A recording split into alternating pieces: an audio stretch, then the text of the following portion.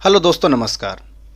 दोस्तों, हमें अपने यूजर फॉर्म से डाटा शीट में करना आ गया है और रिफ्रेश करना आ गया है।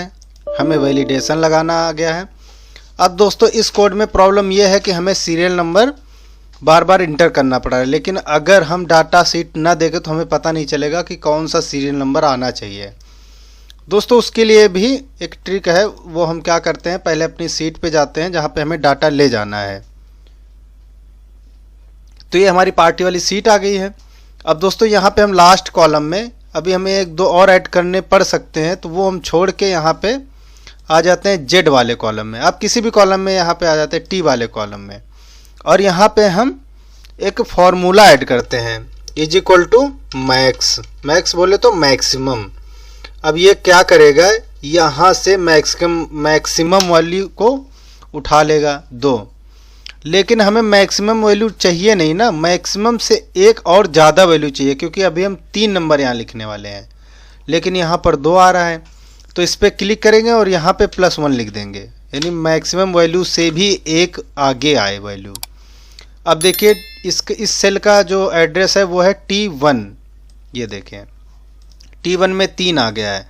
और अगर हम यहाँ पे यूजर फॉर्म में डाटा एंट्री करते तो भी यहाँ पे हम 3 ही भरते, क्योंकि 2 के बाद हमारा 3 ही आ रहा है।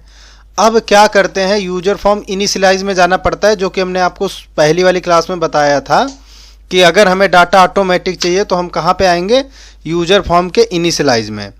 अब इनिशियलाइज में एक कोड लिखेंगे, क्या मी डॉट टेक्स्ट बॉक्स 1 है तो 1 लिखेंगे, डॉट वैल्यू। टेक्स्ट बॉक्स 1 की वैल्यू क्या हो, वो वैल्यू हम सीट से उठाएंगे, तो पहले सीट से लिख देंगे। सीट्स लिखने के बाद सीट का नाम हम लिखते हैं डबल कोट्स के अंदर। ये देखें, अब यहाँ से हमने सीट का नाम लिख दिया, इसको बंद कर दिया। अभी क्या, डॉट के बाद क्या लिखेंगे, रेंज। किस रेंज का डाटा चाहिए, तो अब रेंज देनी है।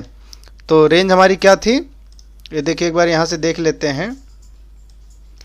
ये देखिए T1, हमारी रेंज क्या थी, T1। तो T1 को भी हम इसके अंदर बंद कर देते हैं। फिर क्या लिख देते हैं, डॉट वैल्यू। अभी इंटर करेंगे, हमारा कोड ऑटोमेटिक यहाँ पे लग जाएगा। अभी जैसे ही हम फॉर्मूला अप्लाई करेंगे, देखिए यहाँ पे 3 लिख के आ गया, यानी ये वैल्यू यहाँ पे आ गई, सीधा हुआ और कुछ नहीं हुआ। अब देखिए, अगर हम यहाँ पे 3 लिखेंगे, कि हमने बता दिया कि 3 नंबर हमने ऐड कर लिया है, तो क्या करेगा, ये 4 ले लेगा। अब आपको पता होना चाहिए कि 3 ऑलरेडी ऐड हो चुके हैं हमारे कस्टमर, अब हमें चौथा ऐड करने वाले हैं। अब हमें सीरियल नंबर दिखाने की ज़रूरत नहीं है, लेकिन हमें डाटाबेस में ज़रूरत है यहाँ पे डालने की। तो आप क्या करिए, इन दोनों को सिलेक्ट कर लीजिए, और इसका विजिबल इधर आ गया, इसको फॉल्स कर दीजिए, इधर क्लिक करके रन करिए। अभी क्या है, पार्टी नेम आ रहा। अभी देखिए, इसको उठा के हम रख देते हैं साइड में, इसका काम ख़त्म। और इस वाले सारे कोड को उठा के थोड़ा सा ऊपर ले चलते हैं, सेव करके इसको प्ले करते हैं। अब देखिए कितना सुंदर लग रहा है। अब हमें वो नहीं दिखेगा सीरियल नंबर, लेकिन उसका डाटा यहाँ पे ऑटोमेटिक चला जाएगा, क्योंकि उसका कोड लगा हुआ है, उस पर डाटा भी आ जाएगा।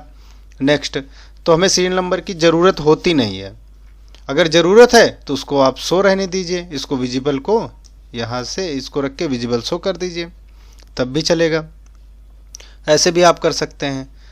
तो सीरियल नंबर इसमें ऑटोमेटिक कहाँ से आएगा, यूज़र फॉर्म के इनिशियलाइज में इस कोड को लिखने से।